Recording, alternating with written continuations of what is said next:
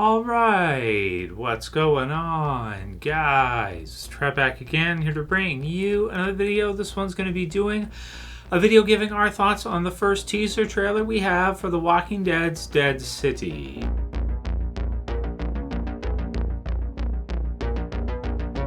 Alright dudes, so definitely wanted to go ahead and give our thoughts on this first kind of teaser trailer we have for The Walking Dead Dead City. It's the first, we got some pictures, but this is the first video we've seen of Dead City.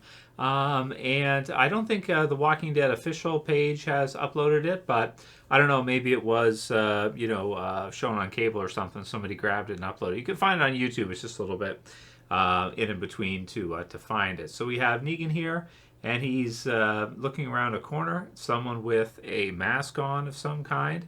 Maggie doing something similar, of someone else with what looks like some kind of a weapon.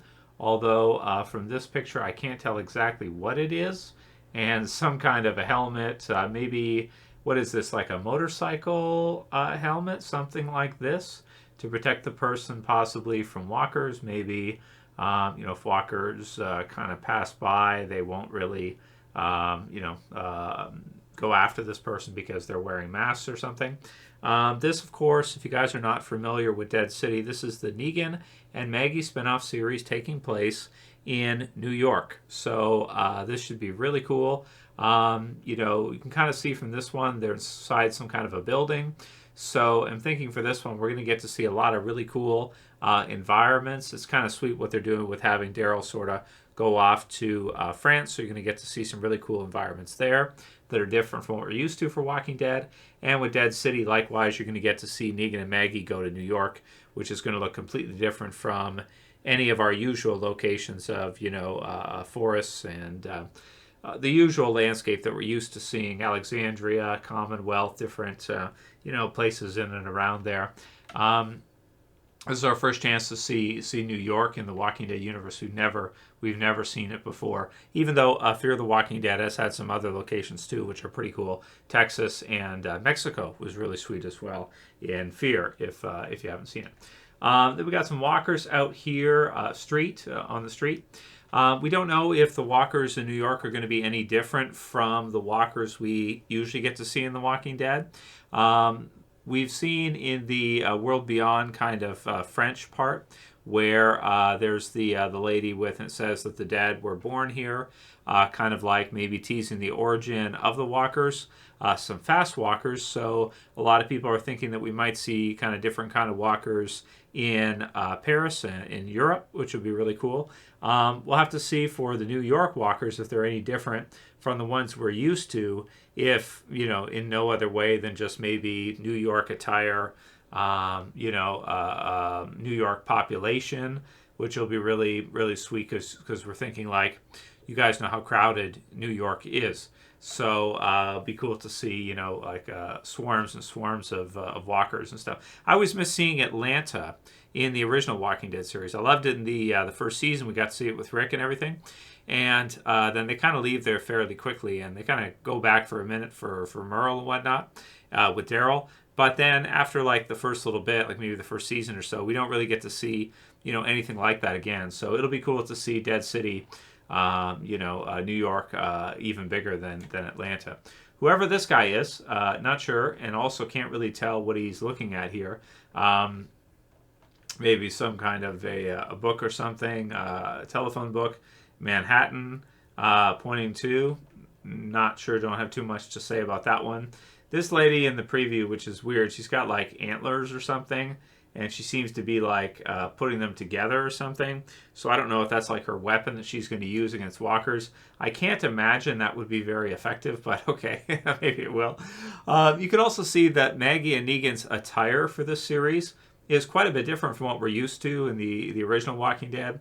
It makes sense, though, to change up their look a little bit because this is their series. They're kind of like, your Rick and Michonne or your forefront characters for this one. So I almost feel like their look is sort of like maybe something more close to like, an action movie or something like that, like a little bit less, zombie apocalypse kind of mute colors, and a little bit more like, some of the pictures show like neons and just a different kind of cool jackets and stuff, which will be fun. And then we've got this place here where it says down, maybe Lincoln Center. Is that what it says? Come kill, not us. Something like this. Makes me think of like the message on the door with Rick, where it's don't open dead inside. Something like that. And again, for this series, we have no idea how many seasons it's going to get. We have no idea how it will be received. But I think it might be. I think it might do better than they expect it will. Like, I think that everybody will be expecting the the Rick and Michonne series to be the biggest, or the Daryl series to be the biggest. But I don't know. This might be an underdog. It really looks like it's going to be a lot of fun for the different spinoffs and such. Like I don't know, the Rick and Michonne spinoff, I have a feeling like it's probably just going to be like a year or 2 years. I think they said it's going to be more than one season at Comic-Con, but they also said it's limited. So for the Rick and Michonne series, I'm thinking like maybe 2 seasons or something. But with this series, we don't. They haven't set a limit yet or anything. We'll have to see how much JDM and Lauren want to do, if it's a success and they want to continue with it. Bunch of walkers here in what looks like maybe an alleyway or something like this. And they're just looking really gnarly. We have to also consider that this is so many years into the zombie apocalypse now.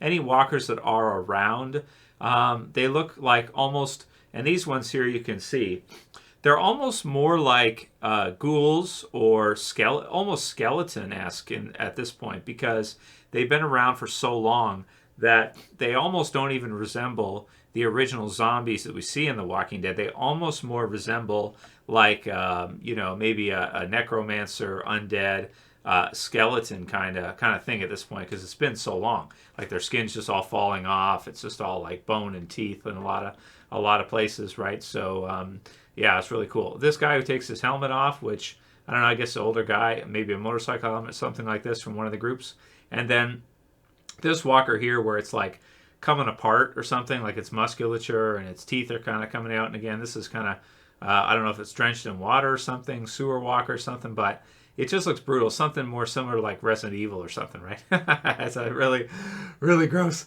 really gross. Nasty. Here's some of the neon colors. You got like the green lights, like big city lights and stuff, maybe still in some places still around. It's just going to be cool for effects. The visuals should be really sweet.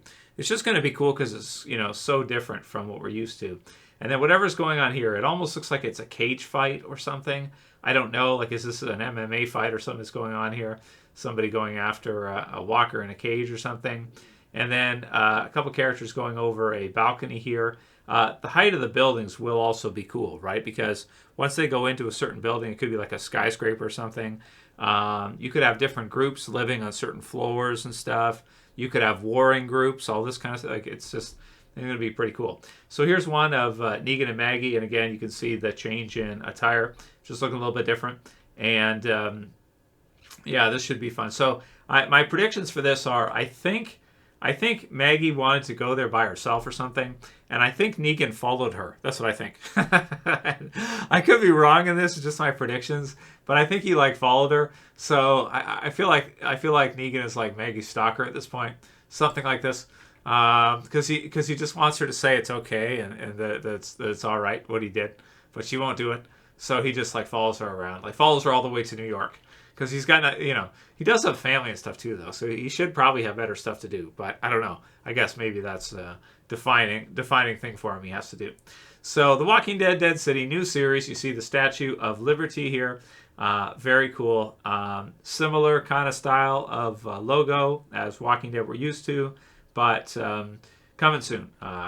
So it should be really, really great. So definitely let me know what you guys think about the first trailer for Dead City and how you're feeling about the series. It seems like right now everybody kind of has their favorite ones that they're sort of looking forward to. Some people are looking forward to the Rick and Michonne series the most. Some people are fans of Daryl, so they want to see the Daryl spinoff series the most. And then I'm, oddly rooting for Dead City for some reason, maybe because I like an underdog or maybe just because I think that this one's got both. You got an awesome environment, like you're going to get to see with Daryl, and you have Negan and Maggie, who work really well off of each other, and it just looks like a really cool setup for a series. I did get to see finally the Talking Dead special for the series finale episode. They finally uploaded it to the Prime AMC Plus streaming thing, so I finally got to see it yesterday. And I went through some of it. I didn't watch absolutely all of it, but I thought it was really cool. If you guys haven't seen it and you have Prime Video, you can check it out. It's probably there now, however you access Prime. But you get to see, you know, a lot of the a lot of the cast and crew that are involved for people that weren't there in person. Some of them called in video call, like Andrew Lincoln, Stephen Yoon, who I did not expect to see at all, was there for that, and so that was really, really cool. Some people weren't. I don't think Kirkman was there. Danny Morales said, "Hey Trev, because of the lawsuit Robert Kirkman and others filed against AMC, were they not invited to the series finale on Talking Dead?" I don't know, Danny, as far as the internal details of how that went, but it is pretty crazy to not see Kirkman there for the series finale Talking Dead event. I see what you mean now. I went through it. I didn't see him there, unless maybe I skipped over or something. If he called in or something, I don't know if there's a video or something. I'm not sure. Maybe I have to go back over it, but I didn't see him there. It is kind of strange that he wasn't there for the series finale for the final episodes Talking Dead. You'd expect that he would be, but maybe you're right, Dan. Maybe that's why, is because there's this $200 million lawsuit, huge lawsuit, and I just feel like he's distanced himself from The Walking Dead over time, which is such a shame to see. But that's the only thing I can conclude that makes sense. KY also said that AMC are the ones who ruined the comic. I don't care what people say. AMC rushed Kirkman into a forced comic ending so they could have an ending for the show. So I don't know if I agree with you, KY, that AMC pushed him to end it. It sounded like from the interviews that I listened to that the artist had to have like a time, set ending for it, because he was it was become really difficult for him to do all the issues and everything. And they did a couple years where they did like bi-weekly. They were cranking out issues and stuff, and he just needed an endpoint. It was too much for him to have to keep doing all the time. So then Kirkman has a choice to either switch artists or wrap it off and wrap up the series, and that's what he did. He wrapped it up. But I do think that with the way it ended and what you see happen with Rick at the end of the comics and everything being very anticlimactic, I don't know if maybe he just stopped caring and he decided, like, okay, let's just end it, whatever. Like, I don't know if he had picked that was going to be the endpoint issue, that was going to be the final issue. I think if you were going to pick an issue ending, you might want to do it issue 200, and because you got to like 193, wasn't it, or so? And so you like 7 more issues, you would have had issue 200. You could have ended off there. I think it would just make more sense that if you were going to plan it out, that's the way I would probably do it. Just end on the even 200. It just makes sense to me. I don't know, but maybe I'm just like a stickler for for that. And he wanted it to be spontaneous. That's what he says, that he wanted the ending to be spontaneous and not people not to be able to see it coming. But I do wonder if maybe he had a little bit more he was going to do, because the ending of the comics felt quite rushed as well. It felt even more rushed than the TV series ending. And so you got to wonder if all these lawsuits and all this stuff has a part to do with both of what we just mentioned, the ending of the comics and him not being there for the end of The Walking Dead. Very bizarre. But that could be exactly why. You guys can leave comments below what you think about that. Aaron Hubalik said, I can't wait to find out why the CRM wants Rick. What does Janis mean by he's an A? They did like the A and B thing, if you guys remember. Something to do with a search for a cure, or is it because of survival skills? Maybe they want him as a CRM soldier. Yeah, it seems like they want Rick as a soldier, and Rick is not somebody to be a test subject. So it seems like they're either taking people to be either test subjects, or they're taking them to be used for the CRM as part of the system.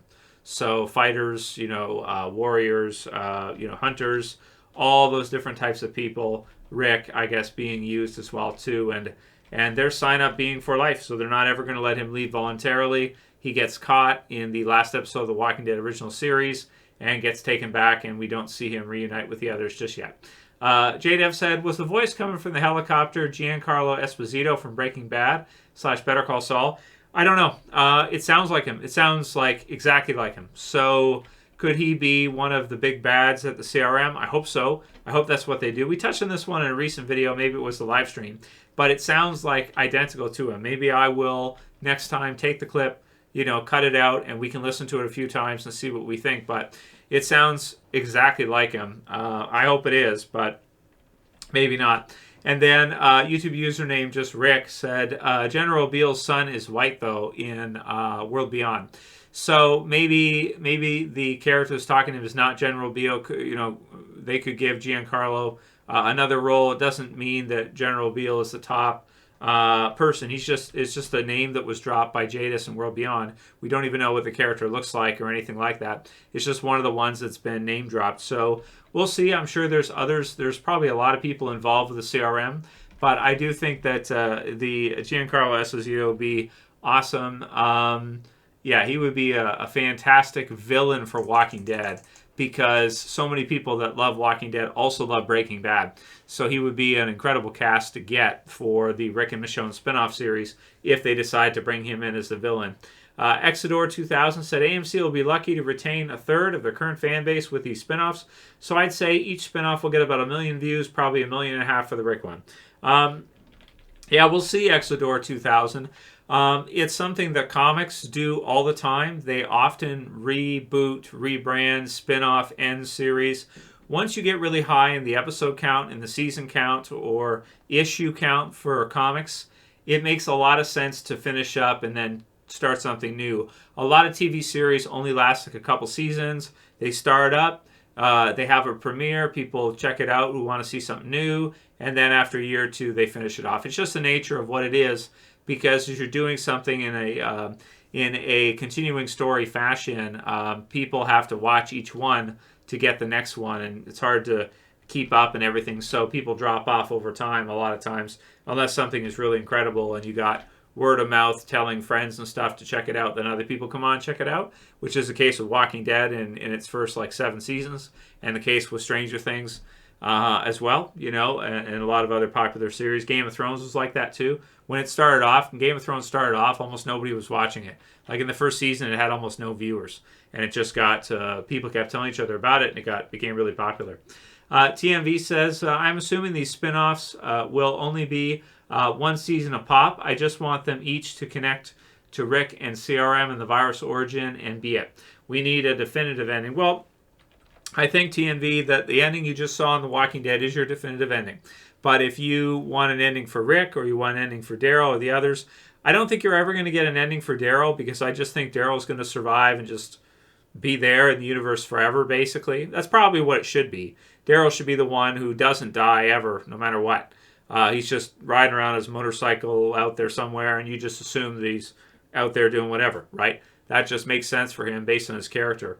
But, Rick and the others, I think that when the Rick and Michonne spinoff series ends, unless they have something else set up in a subsequent series, that will probably be it for Rick. You probably will not see Rick again after that.